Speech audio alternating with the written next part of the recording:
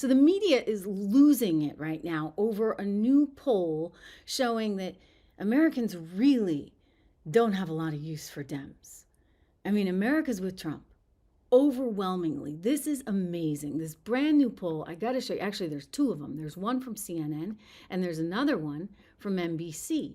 And what you see is that Democrat support is totally, utterly cratering. Like they haven't seen anything like this. In fact, in one of the polls, you had something like 29% favorability rating. This would have been from the NBC poll.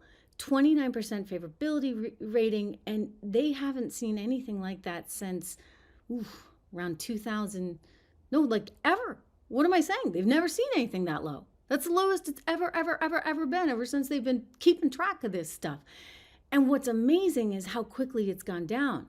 In 2008, it was 60% favorability, and now look at this. I mean, amazing. And so they reported on it here. I want to show you a brief excerpt.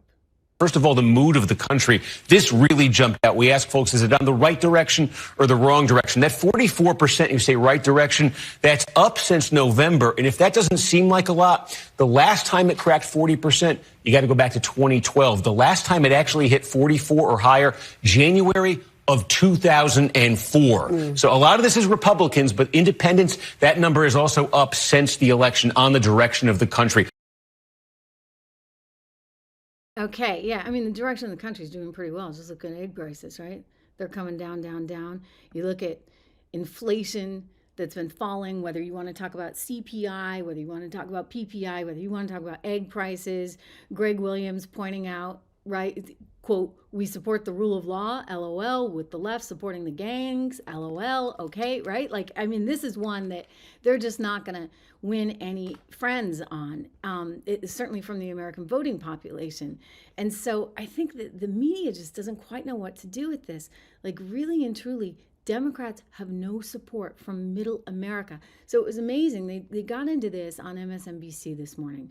And you know MSNBC, like, they can't understand this. I mean, they're still sitting there scratching their heads saying, how on earth did we lose so badly, right? Because it really is their team. The Democrat Party is their team. And so they're looking at these poll numbers and they're talking about what a mess the Democrat Party really is right now. And, well, they think they have a solution. You're not going to believe it. I mean, talking about a bunch of inflated egos over there. Wait till you hear what their solution is, but also hear their pain. Who is that person? That's the question. Well, because it's not going to be founded from the legislative, the branch of the Senate or the House of Representatives. They're not fixed to pick an outside spokesman.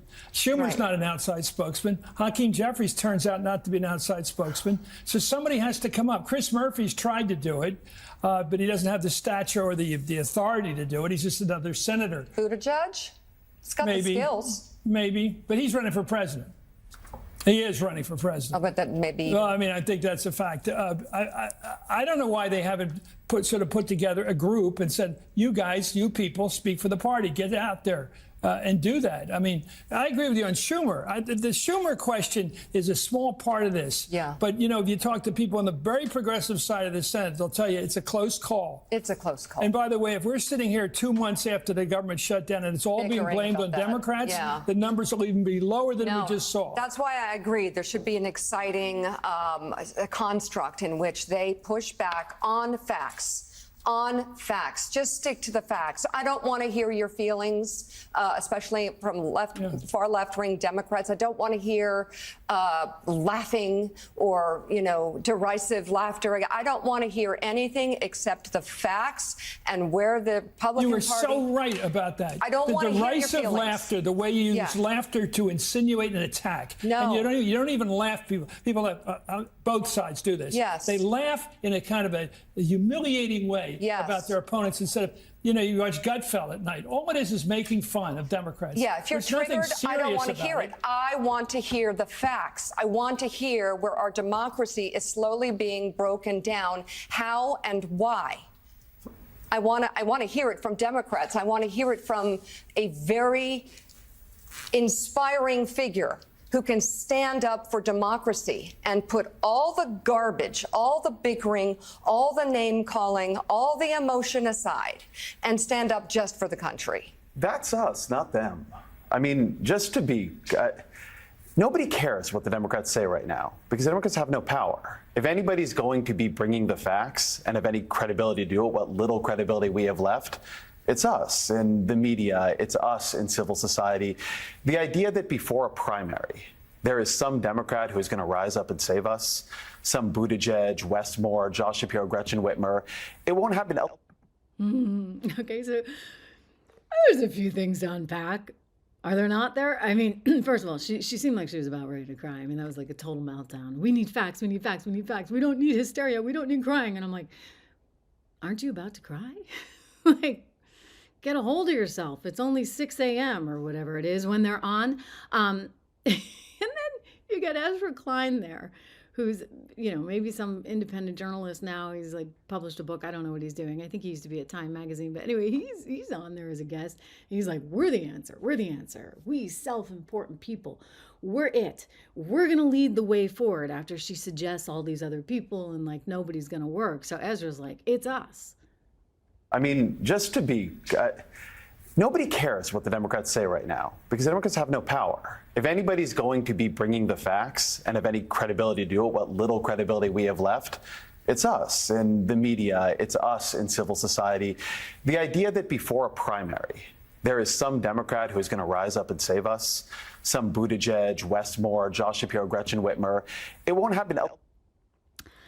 Now, he's not entirely wrong, right? There is no Buttigieg. There is no, I mean, good luck. They're freaking out because Gavin Newsom, who's the guy they probably should have run if they were smart instead of Kamala Harris, Gavin Newsom is getting attacked on The View because he dared to have Steve Bannon on his show, because he dared to tell Charlie Kirk that, you know, maybe playing sports as a young woman against somebody who's a naturally born male is not a good thing to do.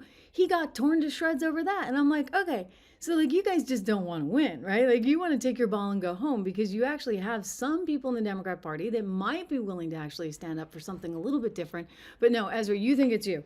Okay, you're gonna solve all the issues, you and all your little friends there on MSNBC on Morning Joe. Don't forget, Morning Joe was one of those shows with all the hysteria and all the crying. I played that soundbite for you guys over and over again. Remember right before the election of Joe Scarborough losing it on set.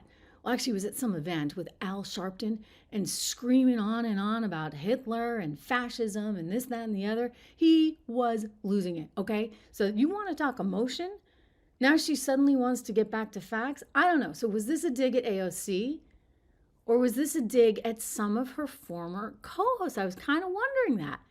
I was kind of wondering. So the wife of Joey, right, on the Morning Joe show, really seemed to be taking a dig at anybody who gets emotional about things, all while getting very emotional herself. And I just wondered if maybe she had something to do with Joy Reid's firing. And maybe she's angling for Rachel. I don't know. Next, I mean, there was a schism, right? Don't forget there, between the people that thought it made sense, like Mika and Joe, for their own self-preservation, to go down to Mar-a-Lago and kiss the ring, this, that, and the other, because they still want to have access to power. They still want to be close to power, still close to decision makers. And then there were the Joy Reids of the world who were just flipping out saying, okay, don't go to your Thanksgiving dinner. Don't go to Christmas dinner if your relatives voted for Trump. I mean, crazy stuff. But, you know, she was always going on in sort of a hysterical way. And Mika seems to be calling her out, seems to also be calling AOC out, which one of you guys noted in the comments. Let's watch that again. There should be an exciting construct in which they push back on facts. On facts. Just stick to the facts. I don't want to hear your feelings, especially from far left-wing Democrats. I don't want to hear laughing or, you know, derisive laughter. I don't want to hear anything except the facts and where the Republican Party... You were so right about that. I don't want to hear your feelings. The derisive laughter, the way you use laughter to insinuate an attack. No. And you don't even laugh. Right. So it kind of makes you wonder. Kind of makes you wonder just exactly what she pled to the bosses there at MSNBC to get rid of this one. My show had value, and that, I'm sorry, That Okay, no, it didn't.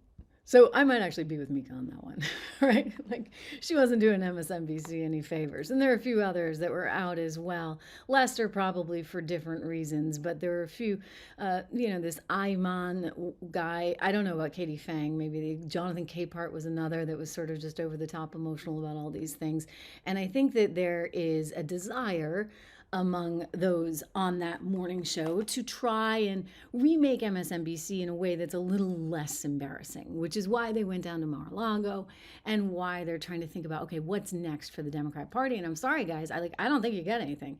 I think you've completely missed the station over and over and over again because the Trump machine is just outsmarting you. It's like they have empathy over there. They get what everyday Americans are going through.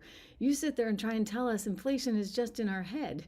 And people are like, no, actually, have you seen the price of eggs, which, by the way, are coming down along with CPI, Consumer Price Index, along with PPI. So that's the good news. But what they can't get over here is that this poll shows Americans are with Trump. And, I just think that MSNBC is really lost and it has to find its way, much like, of course, the Democrat Party has to find its way. I want to do a little bit more on that. Plus, I get to take you back to 2008 when Hillary Clinton was saying a few things about immigration that I think actually cost the party significantly. But before I do, a reminder that the show is brought to you in part by our friends at Balance in Nature. You can call them at 1-800-246-8751, 1-800-246-8751. Balance of Nature. I take my fruits and veggies, my gummies every single day. Finally taking my multivitamin again after all these years. I used to take it as a kid, but until these guys came into my life, I wasn't doing it. I do think it's actually super beneficial. That, water, and exercise. So listen, I think it's great. I swear by it. I think a lot of people do. You can go check on the website for more information. They've been in business for 20 some odd years. There's thousands of testimonials. They put out thousands of fruits and gummies. And by the way, fruits and gummies are not the only fruits and veggies. Forgive me. They are gummies. That's why I keep saying that, but fruits and veggies, they are gummies that I take, gluten-free, by the way. You can go take a look. There's a lot of testimonials. A lot of people really like it. And there's more than just the fruits and veggies. They have other products there too. So do me a favor, use code word Trish when you do. Balanceinnature.com, code word Trish, call them at 1-800-246-8751.